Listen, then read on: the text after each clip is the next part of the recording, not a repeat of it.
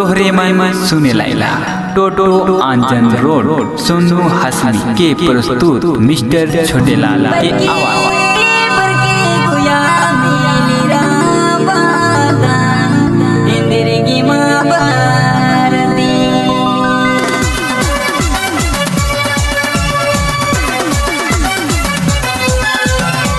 आपने मन सुना थे सोनू हसनी टोटो का प्रस्तुति।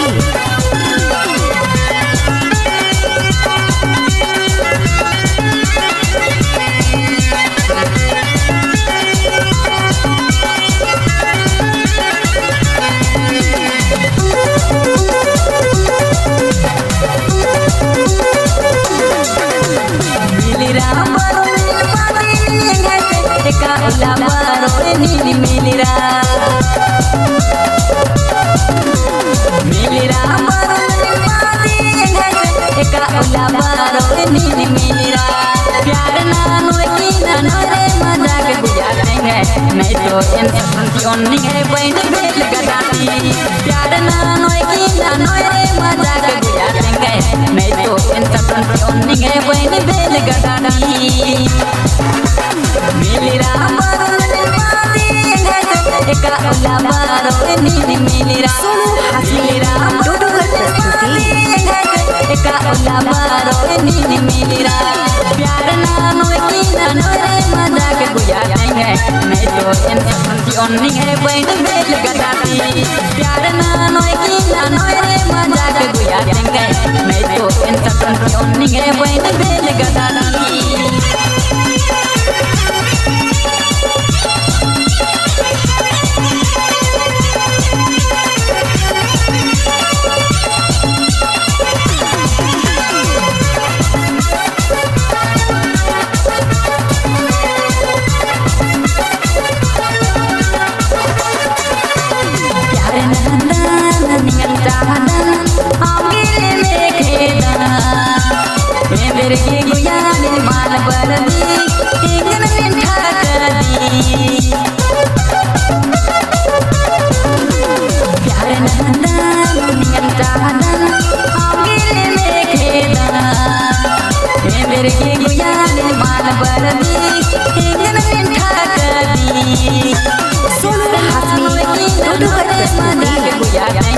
नहीं तो इंसान की ओनी है बहन बेल गदाती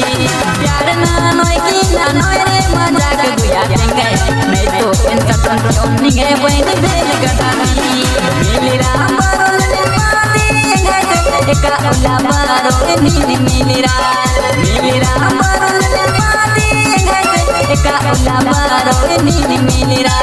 प्यार ना नोए की ना नोए रे मजाक गुजारेंगे नहीं तो इंसान की ओनी है बहन बेल गदाती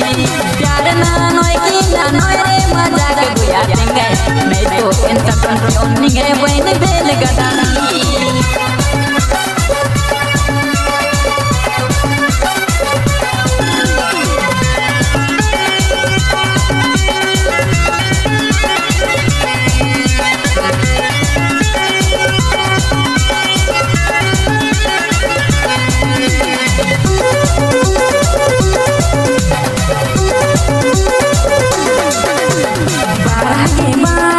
सोनू हसनी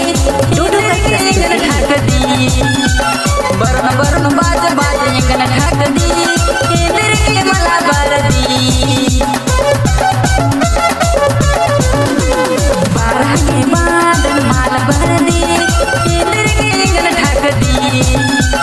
बरन बरन बाज बाज इंगन ढक दी केंद्र के मला बरदी प्यार ना नोए की ना नोए रे मजाक गुजारेंगे नहीं तो इंसान की ओनी है बहन बेल गदाती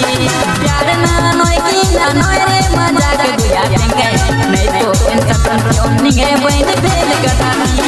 मिलिरा एका उला बारो नीली मिलिरा मिलिरा एका उला बारो नीली मिलिरा प्यार ना नोए की ना नोए रे मजाक गुजारेंगे नहीं तो इंसान की ओनी है बहन बेल गदाती प्यार ना नोए की ना नोए रे मजाक गुजारेंगे गए नहीं तो इन सटन क्यों नहीं गए बहन बेल गदानी